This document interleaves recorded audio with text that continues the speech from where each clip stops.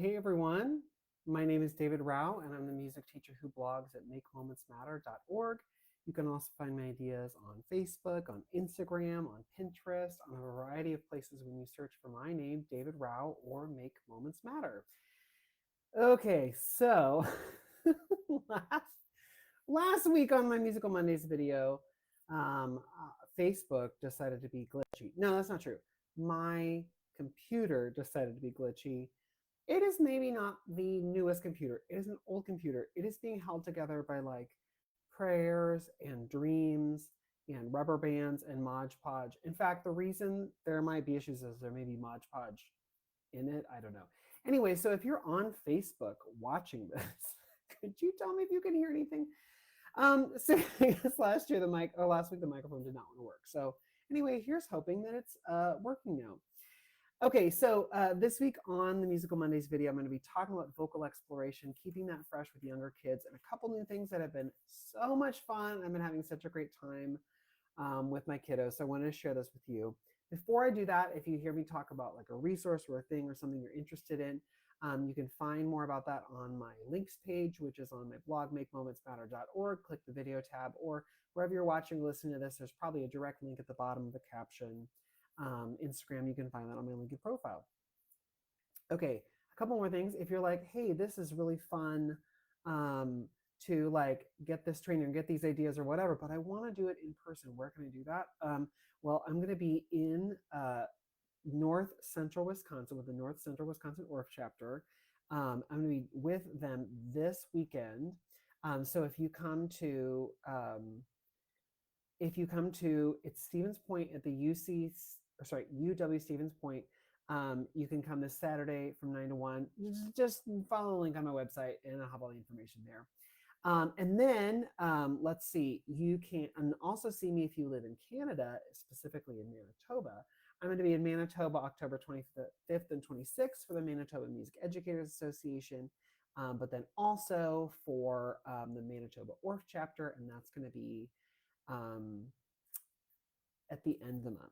So coming up, some things that you can be a part of and see. Okay, because my computer was so weird, I'm just trying to double check. Oh, hey, Facebook. Okay, there's the thing. I hope people can hear. I don't know if people can hear. Facebook, can you hear? If you can't hear, let me know. Anyway, so that's coming up. If you want to see me in person, don't just want to see me through a screen, you can see me in North Central Wisconsin this weekend, or you can see me in Manitoba in October 25th, 26th, so the end of the month. Okay, so that's coming up. A couple other things before I jump into vocal exploration. So some of you are probably like, oh my gosh, David, what is that cute sweatshirt of skeletons holding mallets, playing like mallets as if they are playing their bones as if they are a marimba. They are. It is adorable. I have been stopped at the grocery store by people being like, oh, cute sweatshirt. And then they realize that the skeletons are playing their own bones in there. Anyway, it's from Musically Minted, as all adorable musical things are. If you want it, you can get it. I put a link in my LinkedIn profile, and it's very exciting. If you put Make Moments Matter, no spaces, at checkout, you can get 10% off. It's very exciting. But anyway, if you go to my LinkedIn profile, you can go and find it. It is actually very, very comfortable. And this like weird dark and light thing is like it's like a texture thing. It's not like I washed it wrong. Like it I don't know. It's very comfortable. It fits really well. And if you want to message me and be like, hey, but like actually, you're gonna get the same response. It's a super, super cute sweatshirt. So anyway, go check it out if you're interested. The last housekeeping thing. Oh, and by the way, I don't know if you know this about Musically Minted, but they know their candy corn. And as a candy corn influencer, I'm just going to say I now have sticky notes that are candy corn and music notes. So I'm just going to say Musically Minted, go buy all their fall stuff, because you know that very soon it's going to like switch to winter holiday stuff. So get it while you can, enjoy it while you can. Okay. The last thing I'm going to say is I'm so excited I was able to have this amazing conversation with Carrie and Tanya, who are part of the music teacher, or not part of, who are Music Teacher Coffee Talk. And on their podcast, I was so excited to have this conversation with them about what is creativity in Orff Classroom. What does it look like? What are some ways you can get started with that? And their episode just released just this last week. I linked it on my links page, but you should just go subscribe to their podcast. It's Music Teacher Coffee Talk. So if you aren't already subscribed, you should. And the episode that I had that conversation with them is episode 163. So go check it out.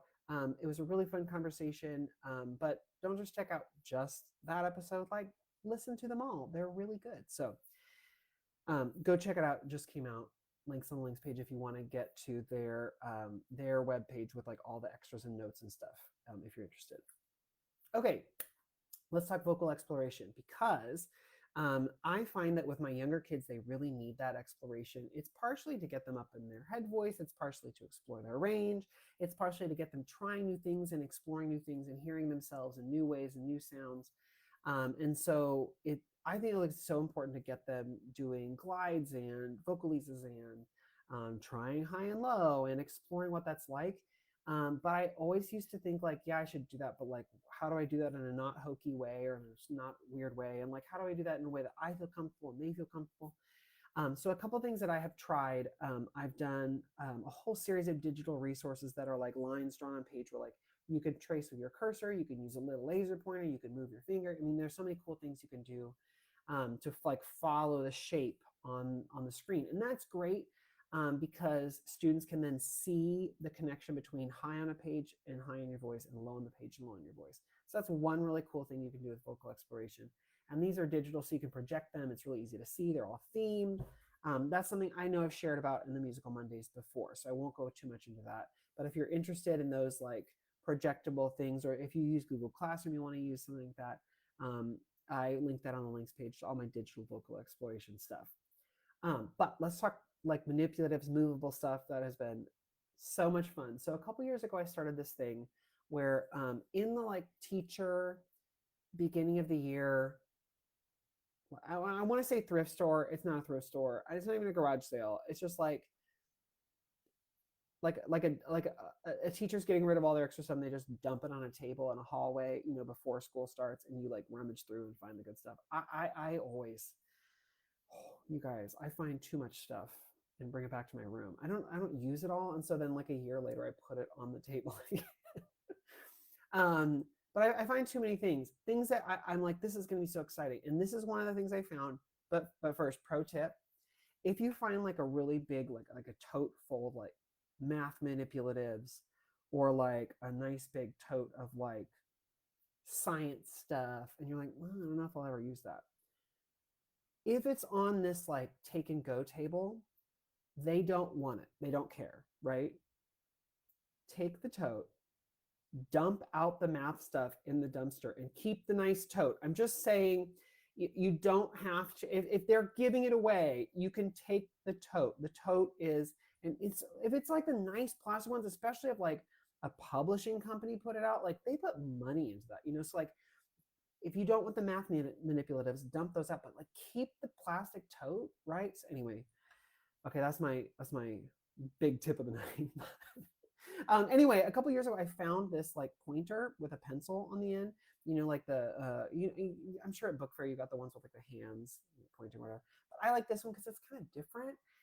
It's like super old school, but I call it the magic pencil. And so we do vocal explorations with these where like the pencil will go like whoop, and as the pencil draws up, we let it draw our voice up. Whoop, whoop, whoop, whoop, whoop, right? You just doing different things with this pencil, letting it be the way to connect our voice to the visual to the sound.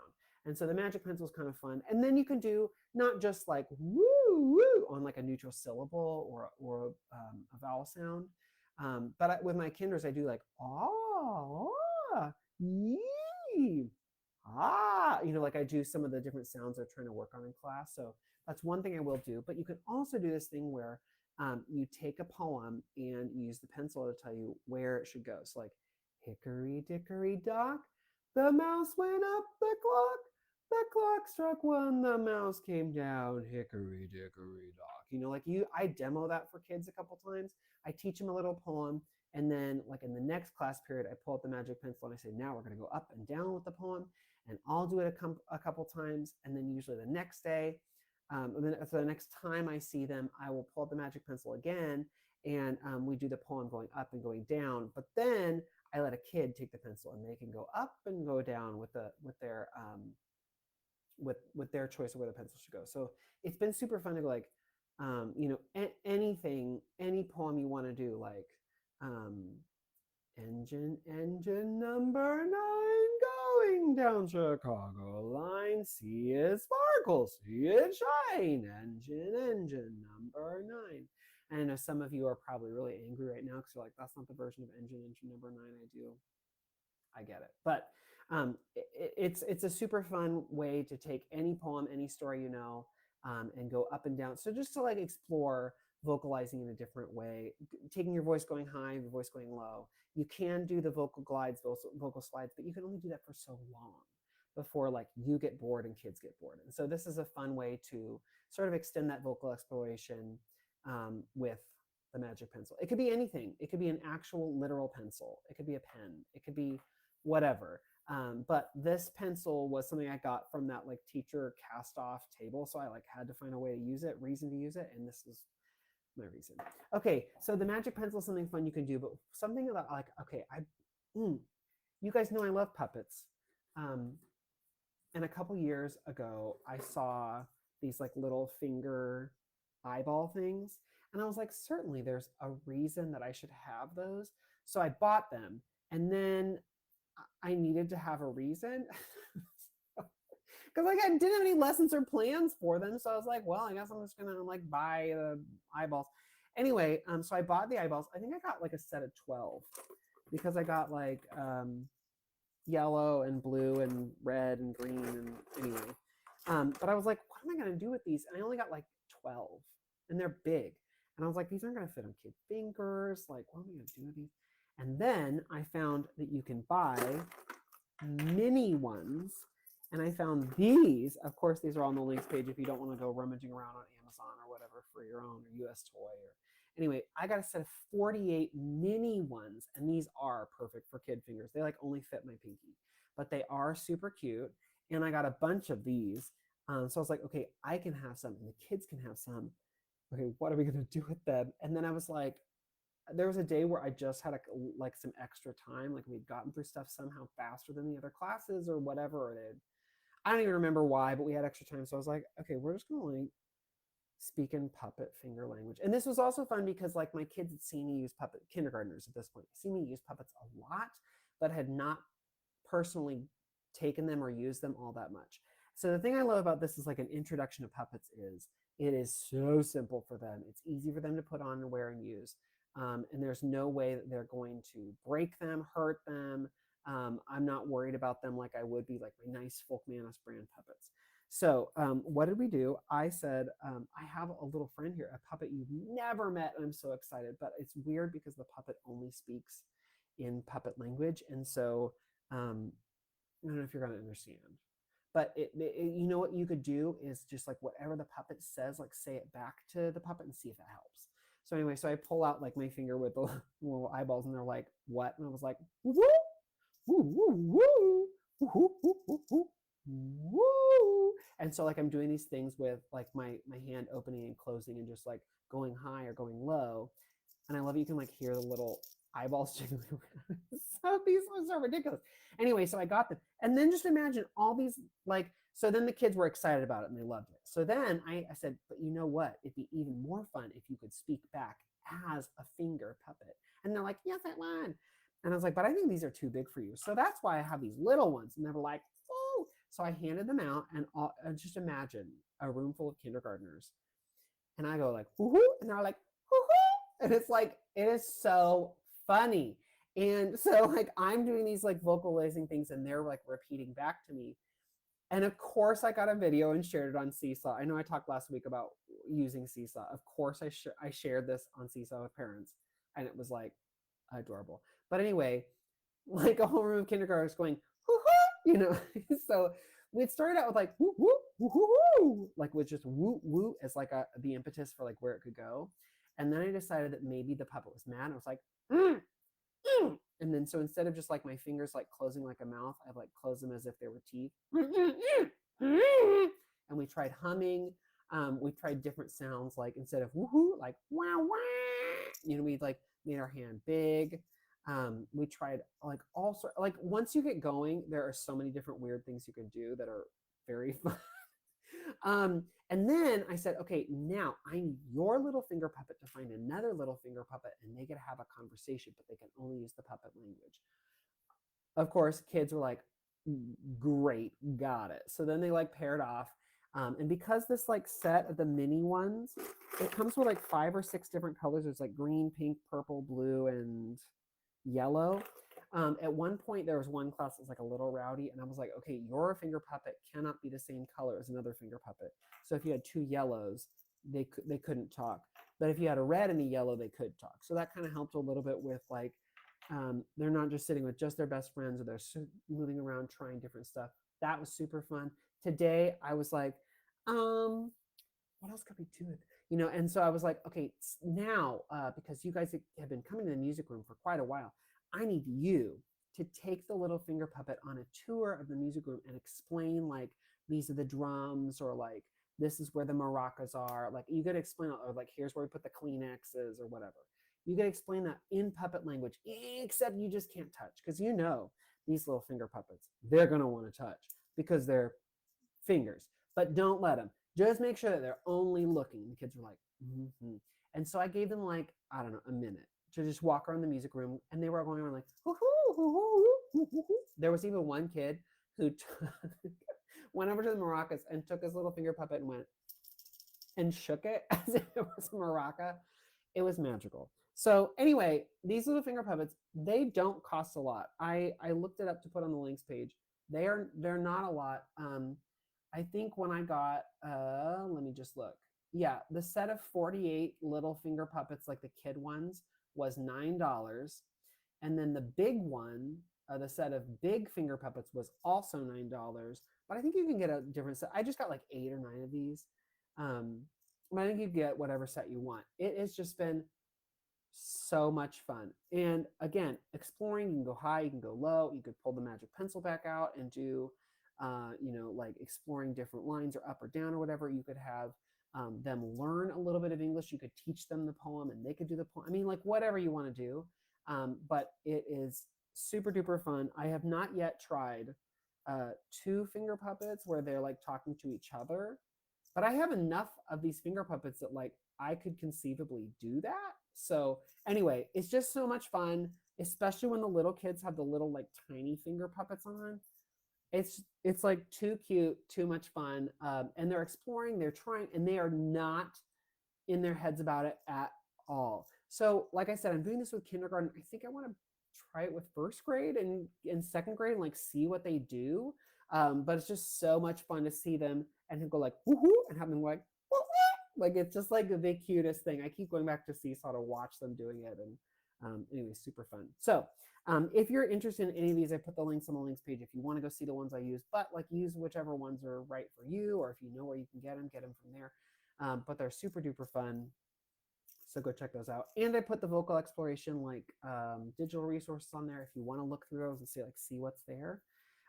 Also, I put links to the Music Teacher Coffee Talk podcast and the workshops I'm coming up. And if you want to get this amazing skeleton marimba sweatshirt, you can get 10% off if you put in Make Moments Matter at checkout.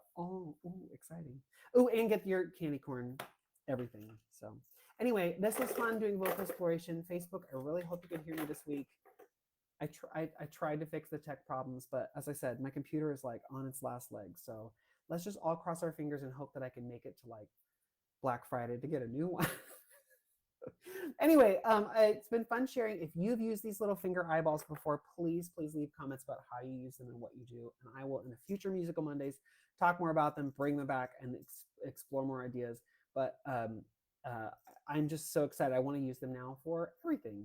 I think they'll come out for 5th grade this week. So anyway, thanks for coming along with me tonight. I hope this gave you some fun ideas. I hope to see you next week for another Musical Mondays video. Good night, everyone.